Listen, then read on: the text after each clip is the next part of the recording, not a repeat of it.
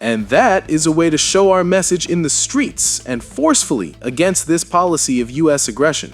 And we, as Brazilians, know very well what it is to be attacked by the United States.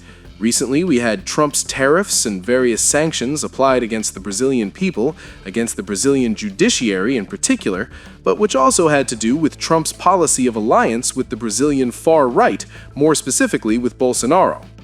Massive protest has erupted in Brazil as demonstrators rallied in Sao Paulo to condemn what they call a blatant act of foreign intervention in Venezuela.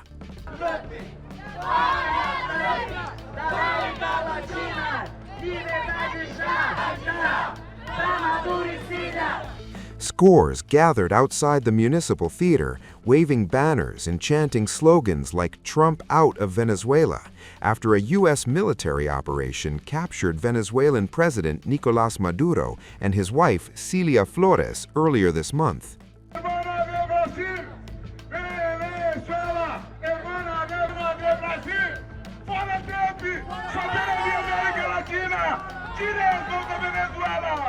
Footage from the scene shows crowds burning a U.S. flag with portraits of President Donald Trump and a performer dressed as Trump inside an oil barrel painted with the Venezuelan flag.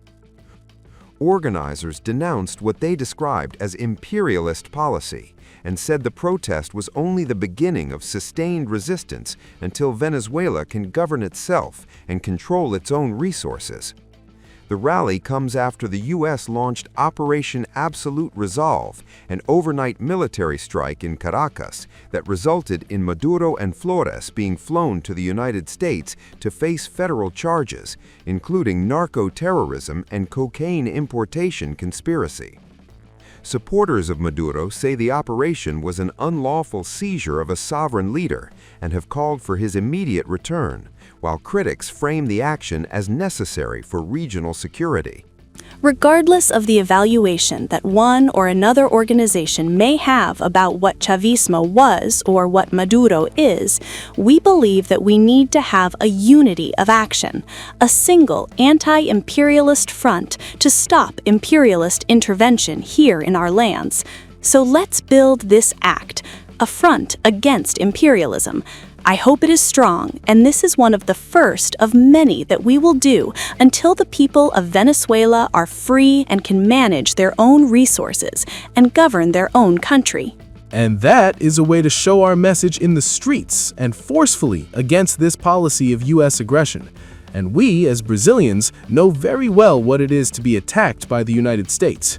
Recently, we had Trump's tariffs and various sanctions applied against the Brazilian people, against the Brazilian judiciary in particular, but which also had to do with Trump's policy of alliance with the Brazilian far right, more specifically with Bolsonaro. Regardless of the evaluation that one or another organization may have about what Chavismo was or what Maduro is, we believe that we need to have a unity of action, a single anti-imperialist front to stop imperialist intervention here in our lands. So let's build this act, a front against imperialism. I hope it is strong, and this is one of the first of many that we will do until the people of Venezuela are free and can manage their own resources and govern their own country. Amid mounting protests, U.S. Secretary of State Marco Rubio staunchly defends the plan, seizing Maduro and handing interim power to Delcy Rodriguez. Be clear, and I'll share with you what I've shared publicly. We made multiple attempts to get Maduro to leave voluntarily. He was an impediment to progress. None of the things we're talking about now, not the release of political prisoners, not the transition of the oil industry to a legitimate oil industry, not the erosion of Iranian, Russian, or Chinese influence. None of these things would have been possible as long as Maduro was there. And so this was one option that was available to the president after exhausting every other option to remove this individual from the scene. Again, I'm not here to tell you these are all going to be roses along the way and it's all going to go perfectly. But for the first time in 20 years, we are having serious counter-narcotic talks with Venezuelan authorities about going after narcotics organizations. For the first time in 20 years, we are having serious conversations about eroding and eliminating the Iranian presence, the Chinese influence, the Russian presence as well.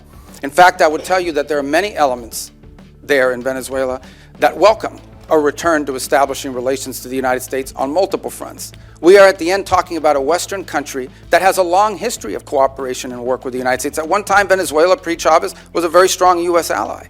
And we hope to get back to that point. We're not there. This thing still is in its infancy. But I certainly think a lot of progress has been made in that regard. Meanwhile, Venezuela's acting president, Delcy Rodriguez, just took command of the armed forces, becoming the nation's first female commander-in-chief. In a symbolic ceremony at Caracas's Fort Tiuna, she received the baton and Simón Bolívar's Sword of Independence, nearly 4 weeks after U.S. forces captured former leader Nicolás Maduro in a daring nighttime raid. We are feeling a profound sense of excitement. Given this unprecedented moment of the Republic, a moment that will be recorded in the history of Venezuela, and for the very first time when a woman assumes the presidency of the Republic, and that, as a result of that, it also assumes the title of Commander-in-Chief of the Bolivarian National Armed Forces. If there's one thing our Bolivarian National Armed Forces have proven to be, it's a champion. Our citizen security agencies have also been champions in dismantling extremism and fascism in Venezuela, in defeating coup attempts, acts of sabotage, and attacks against the constitutional order. They were forced to seek assistance from a nuclear power to attempt to undermine the sovereignty of the Venezuelan people. Extremism has not been able to, and will never be able to. It is entirely in our hands. I ask all relevant organizations for maximum cooperation and maximum performance so that within a 100-day period, we can establish very clear guidelines for Venezuela's new defensive system in perfect civic military police unity. And I have a most unequivocal message for the extremist elements within Venezuela and for their international affiliations. Through the program of democratic coexistence and peace, we have opened a space for political dialogue. Let everyone who truly and genuinely loves Venezuela come forward. But those who intend to perpetuate harm and aggression against the people of Venezuela should remain in Washington, because they will not be allowed to come here and disrupt the peace and tranquility of our republic. There will be law and there will be justice. We are open to understanding. We are open to dialogue, but we are not open to another aggression where they have to seek out nuclear powers to attack our people and try to blackmail and extort them. The law will be put into effect here.